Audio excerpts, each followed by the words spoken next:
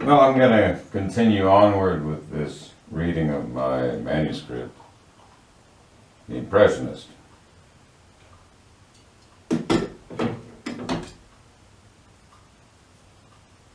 About Jack Bayfield and his rise and fall in show business as a stand-up comic.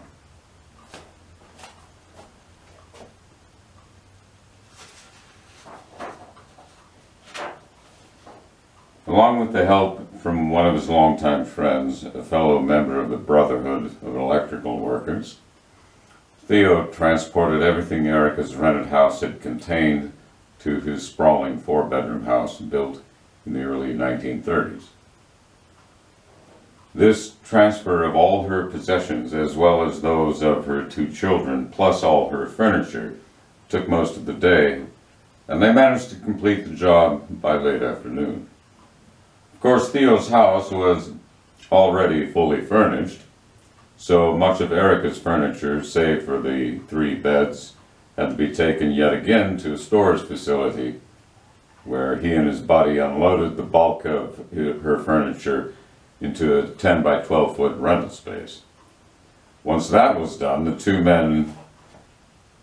of them returned to Theo's house, where they relaxed at the kitchen table, each with a can of beer at hand, while Erica, Susie, and Lilian squared away all their personal belongings and clothing.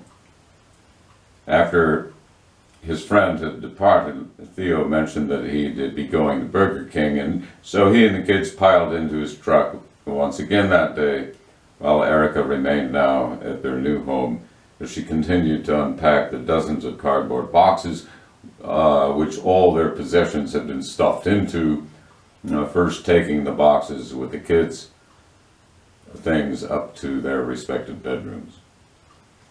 About 3/4 of an hour later, Theo and the children returned with 2 bags filled with bacon cheeseburgers and french fries. They took a break to eat dinner. Following that, Theo watched a basketball game on TV, while the new members of the household each continued to get settled into their separate bedrooms.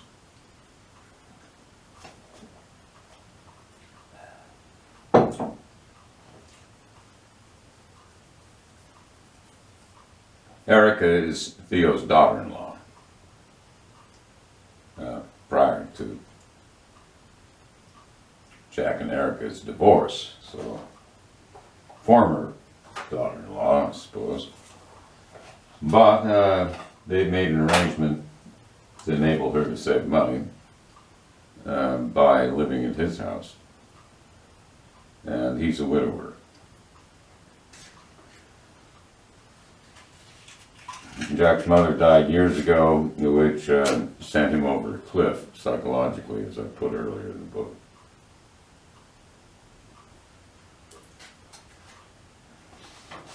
Childhood trauma, psychological trauma. Susie and Lilian would go back to school again on Monday. Everyone remained home on Sunday, the day following the big move. Theo spent much of his day in the garage, where he listened to the radio and continued to work on one or another of the few different projects he'd undertaken, a round oak dining table already having taken up several dozen hours of his time. Erica made lunch for them, then around 5 o'clock she began making dinner.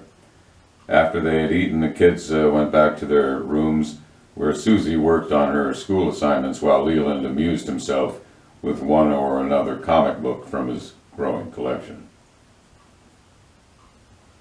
While the children were quietly occupied, Erica and Theo spent the rest of the evening in the living room. A jazz station played a mellow set of tunes on the radio while Theo read a novel, and Erica paged through one of the several magazines he had lying about, Newsweek and National Geographic mostly, along with random copies of Popular Science, Alfred Hitchcock Mysteries, and Sports Illustrated. At one point she said to Theo, You've got so many magazines stacked around here. Would you let me put them somewhere else, say out in the garage? They're definitely an eyesore in here. You're such a pack rat, Theo. Yeah, I know, but now that you and the kids are living here, I'll clear all this shit out. Don't you worry. It's not always true that you can't teach an old dog a new trick once in a while. On the 8th day of his convalescence at the Fisher residence, during their dinner that evening, Jack mentioned that he planned to return to his apartment the following day. Jack had been shot while doing his stand-up act at the Spokane Comedy Club, and that's how he gained nationwide attention, and that's how he got his break, by being shot. Of course, he made some jokes out of it. Let's see. He also mentioned that his agent, T-Bone Jefferson, had managed to finagle a forthcoming appearance for him, not only on Seth Meyers' late night show, but Stephen Colbert's as well. The entire time he'd spent at Jordan's and Lilian's house, he had worked on creating an entirely new monologue in which he exploited his recent unfortunate experience. Though he had to walk a fine line in doing so, for he had no wish to trivialize the horrendous problem of American gun violence by tricking it out with fatuous jokes. He strove to develop a stage character endowed with a sort of bland stoicism, one who has suffered a very real threat of death, not to mention the gunshot wound itself. The amusement lay in the notion of a man walking away from a near-death experience with a gradually subsiding horror that is displaced by a slowly growing numbed detachment. He wanted to underscore the stark desensitization toward gun violence people in America developed from childhood, during which they absorb thousands of hours of gunfire battles which permeate the airwaves, film theaters, and the internet. The stereotype of the patriotic, boastful, tenacious gun owner would become one of Jack's favorite stock figures of fun, when he would temporarily inhabit this character while doing a quick impression dedicated to fierce satirical ridicule. The following morning he said goodbye to Lilian as she was leaving for work. She kissed him on the cheek, forgoing a lingering hug. And as Lilian got into her car and drove off down the street, Jack and Jordan got into the latter's rig, and Jordan took him back to his apartment, which was on the second floor of an older home near Gonzaga University. Jordan carried the suitcase of clothes Lilian had early on filled when she had gone to Jack's apartment for that very purpose the first day Jack was out of the hospital. Now, she had felt a strange pleasure being alone there in Jack's apartment for the first time, as she removed a few shirts from his closet and pulled out one dresser drawer after another for his boxer shorts, long johns, 2 pairs of jeans, and several pairs of socks. Later on, whenever Jack was in town, he would see Lilian with discreet secrecy. He would be spending his downtime in Spokane rather than Seattle from now on, since Sheila had taken up with Bernie. There was no longer any room at Sheila's place for Jack. That part of his life was now history.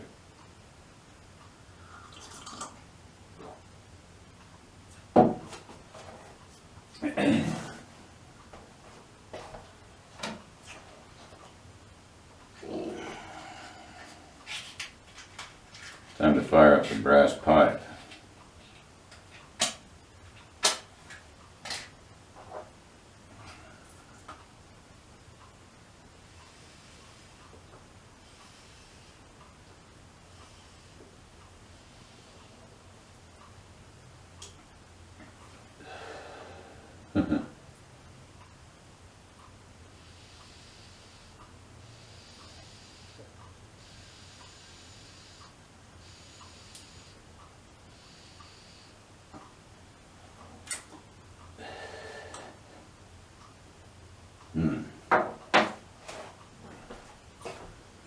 So,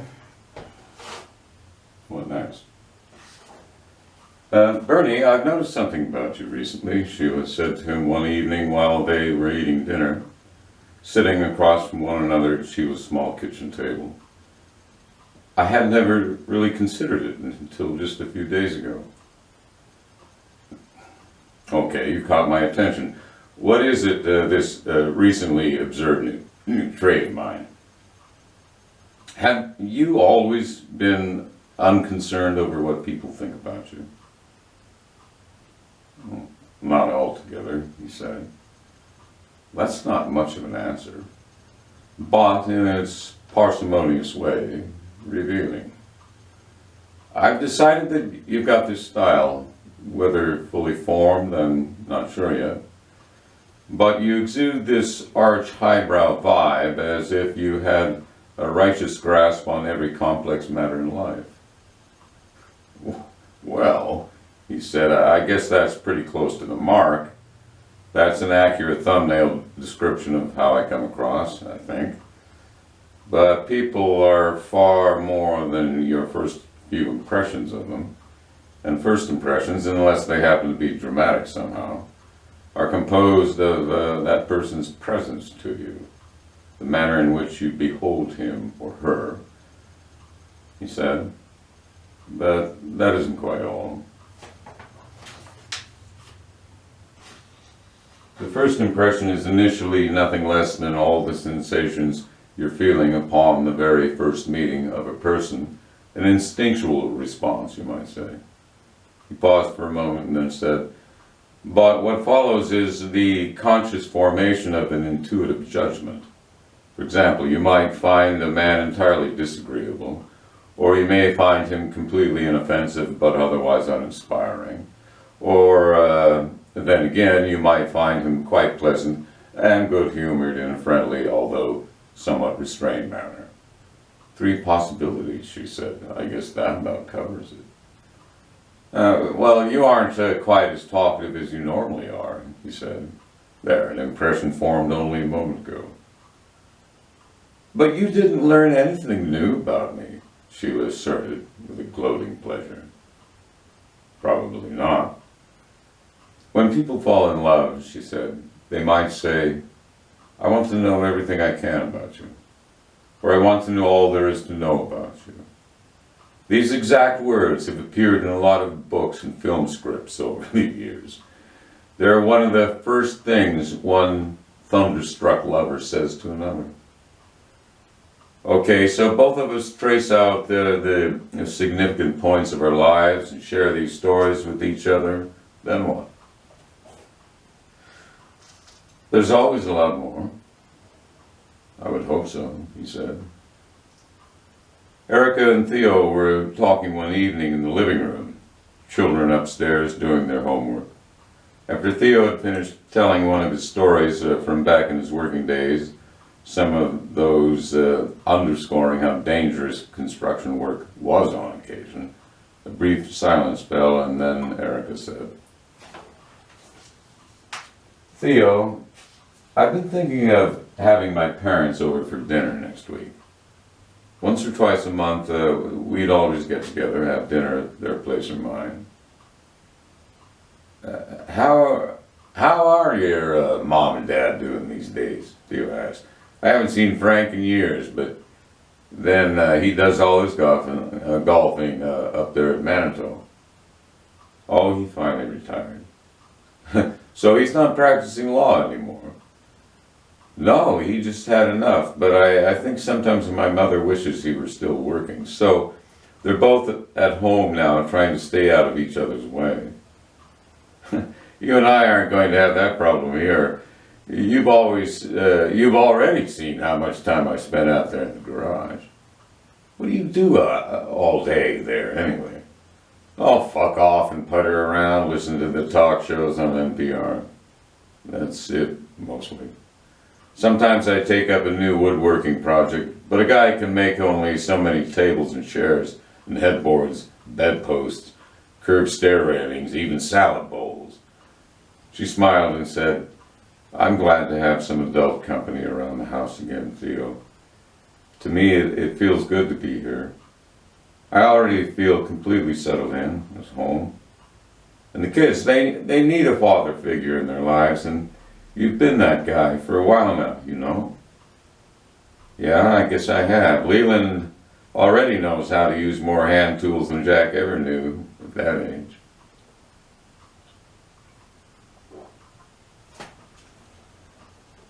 After a moment, she said,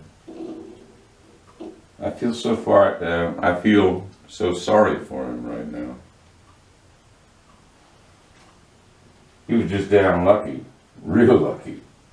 I read in the paper that a trial's coming out for the son of a bitch who shot him.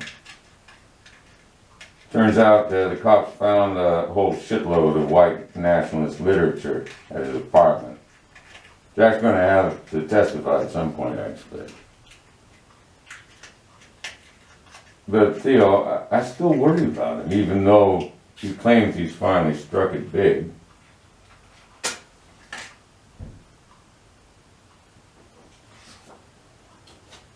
He seems to think these two interviews he's got lined up are going to serve as his launching pad into the big time. Stranger things have happened, Theo said. But he sure in hell was never the greatest as a family man. No, he wasn't. You did the right thing, Erica, divorcing him. Hell, he was never around anyway. On a Saturday afternoon, Lilian and Jack lingered in bed at his apartment after having made love. And they talked about themselves. Well, they talked about all the crazy dynamics underway in Washington, D.C. Although by training Lilian was an architect, she had several interests which had no direct bearing upon her profession.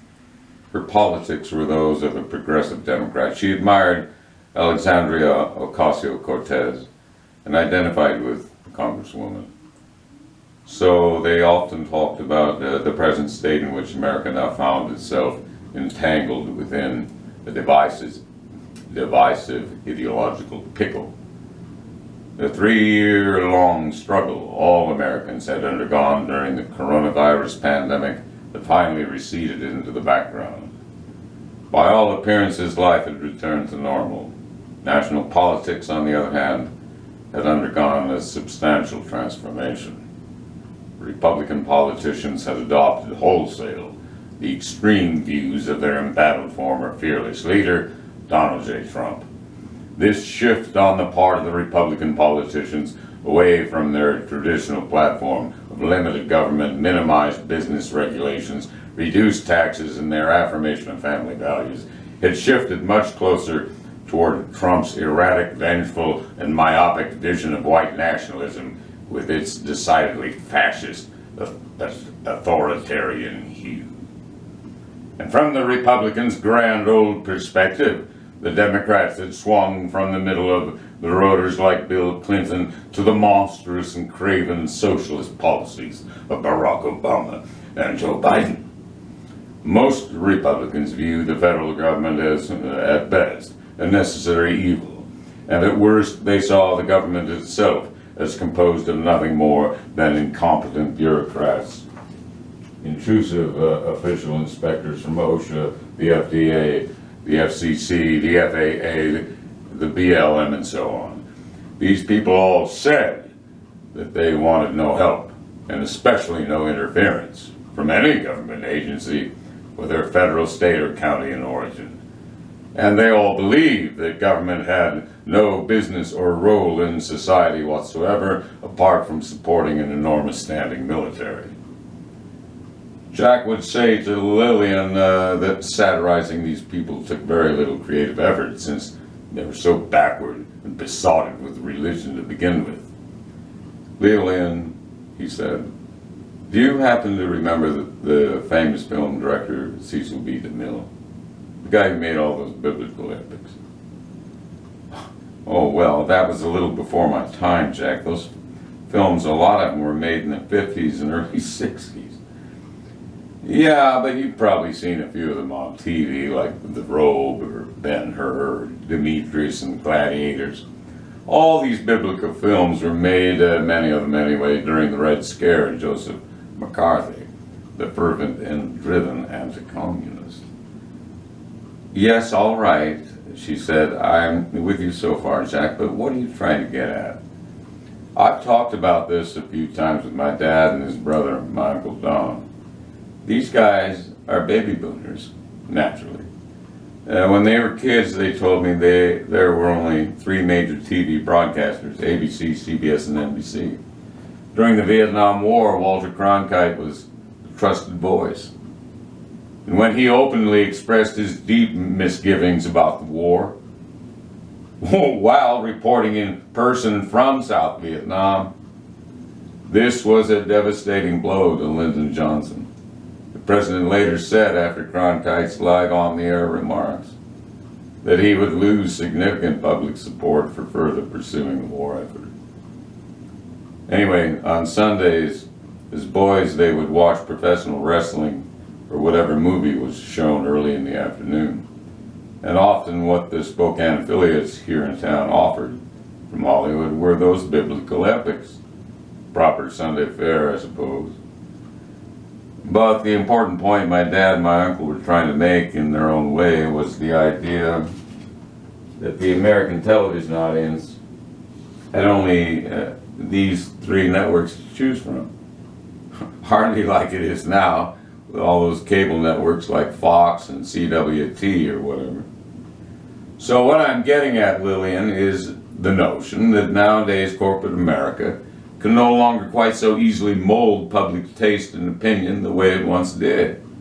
Television, especially after the internet was up and running, could no longer be used to shape American society in monolithic style, which it has most definitely done up until around 2000 and the big millennial shift.